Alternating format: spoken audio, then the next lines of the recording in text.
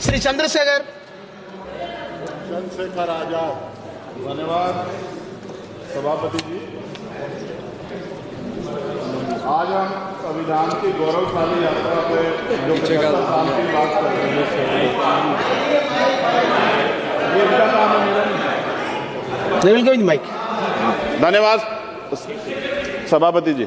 आगे सर, आगे आगे। आज हम संविधान की गौरवशाली यात्रा पे बात करने के लिए चर्चा कर रहे हैं। कल से ये चर्चा चल रही है सर। मैंने बहुत सारे दोनों पक्ष के और जितने भी हमारे मेंबर हैं सुना सर, उनको बड़े बड़े नेता हैं सर। इसके भाग 1 में लिखा हुआ है India that is Bharat, Hindustan नहीं लिखा हुआ है सर। लेकिन सारे नेता संविधान पे चर्चा कर रहे हैं, लेकिन हिंदुस्तान ही कहेंगे, भारत कहने की हिम्मत नहीं जुटा पा रहे हैं। ये बड़ा सवाल है सर कि क्या संविधान के हिसाब से बात रखी जा रही है। मैं धन्यवाद दूंगा फूले साहू बाबा साहब अम्बेडकर को और मेरे नेता मान्यवर साहब श्री काशीराम को।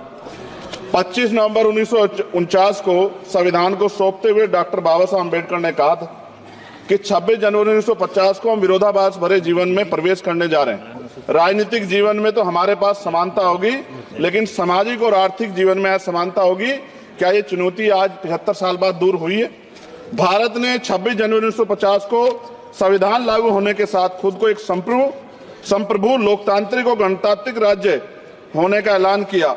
लेकिन सर उस समय संविधान की स्थिति ये थी कि जैसे गांव का कोई आदमी, मैं 50 की बात कर रहा हूं, वो 50 साल पहले शहर में आ जाता और बड़े लोगों की महफिल में चला जाता, उस जहां वो खाना खा रहे हो, और वो टेबल पे नैपकिन को खा के जो है ये कहता कि ये तो फीका, क्योंकि वो जानता ही नहीं था, वो समझता नहीं था संविधान को, संविधान है क्या। संविधान उसके लिए महज दस्तावेज था। ये जिम्मेदारी थी राजनीतिक दलों पे कि वो संविधान को व्यवहार में लेके आते। और इसके इतने सारे आर्टिकल हैं, अगर इनको व्यवहार में लाया जाता तो मुझे लगता कि आज देश बहुत बदल गया होता। बाबा साहब ने कहा था कि लोकतंत्र भारतीय भूमि का केवल ऊपरी पोशाक है, उनके अनुसार यहाँ की संस्कृति अनिवार्य तौर पर लोकतांत्रिक है। भारत जैसे गरीब और गैर बराबरी वाले देश में संविधान के जरिए छुआछूत खत्म करना, वंचितों के लिए सकारात्मक उपाय करना, सभी वयस्कों के लिए मतदान का अधिकार देना और सबके लिए सम्मान अधिकार तय करना, ये बहुत बड़ी उपलब्धि थी सर। ये संविधान है कि आप वहां बैठे हैं और मैं यहाँ खड़ा होकर अपनी बात रख रहा हूं, और इस देश में आदिवासी महिला के तौर पे जो है राष्ट्रपति बनी है, और प्राइम मिनिस्टर तो नहीं बना, लेकिन शेड्यूल कास्ट के बड़े नेताओं को भी जो है राष्ट्रपति बनने का मौका मिला। इस संविधान की देन, अगर वोट हम पे नहीं होता तो शायद अमीर और जो राजा महाराजा खुद को मानते हैं हमारी गलियों तक नहीं आ पाते, हमारे हाल नहीं जान पाते। आजादी का मतलब सर सिर्फ अधिकार पाना बढ़ नहीं है, इसके लिए हमारे संविधान में सरकार और नागरिकों के अधिकारों के शासन के कर्तव्यों का विस्तार से उल्लेख किया गया है। बाबा साहब ने संविधान सभा में दिए गए भाषण में कहा था कि स्वतंत्रता आनंद का विषय है, पर अब हमें अपनी जिम्मेदारियों पर भी ध्यान देना होगा। संविधान ने सुनिश्चित किया कि रानी के पेट से राजा जन्म नहीं लेगा, वोट से नेता तैयार होगा। आर्थिक बराबरी के लिए सरकार क्या कर रही है? गरीब और गरीब हो रहा है और अमीर और अमीर हो रहा है। सुबह उठते कहीं बम की धमकी मिलती, कहीं दंगे की। ये अमृत काल है सर या धमकी काल है?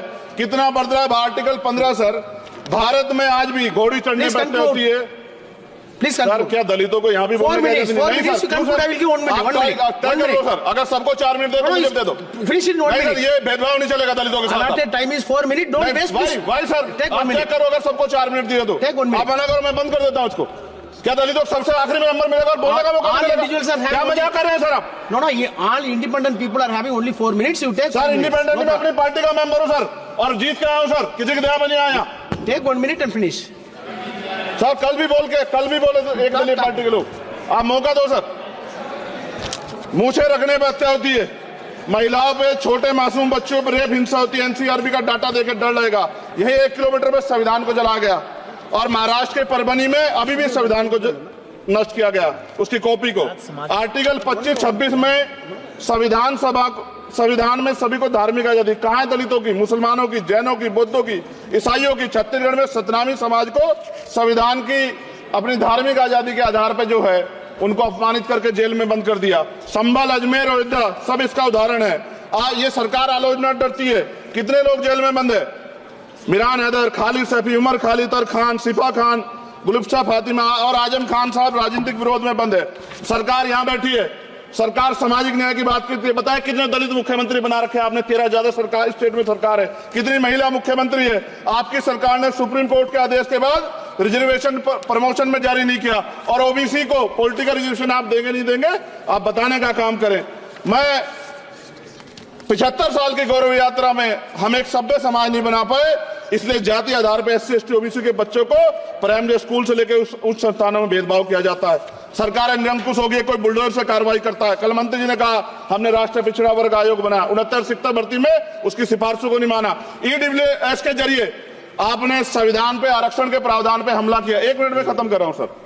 संविधान सर न्यायपालिका में आर्टिकल 124 ये कहता है सर, ये अधिकार जो है। Sanjay sir ji please conclude sir 1 minute में प्लीज संविधान में न्यायाधीशों की नियुक्ति का अधिकार राष्ट्रपति के द्वारा होना चाहिए, अभी तक नहीं हो रही है।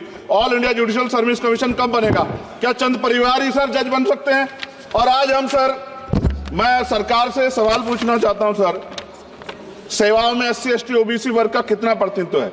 भारत सरकार के मंत्रालयों के अधीन PSU में, बैंकों, बीमा कंपनियों में और स्वस्थायी संस्थानों में आउटसोर्स तथा कॉन्ट्रैक्ट पर वर्तमान कार्यरत कर्मचारी कुल कितनी संख्या है? आउटसोर्स और कॉन्ट्रैक्ट में कार्यबल SC ST OBC कितना प्रतिशत है?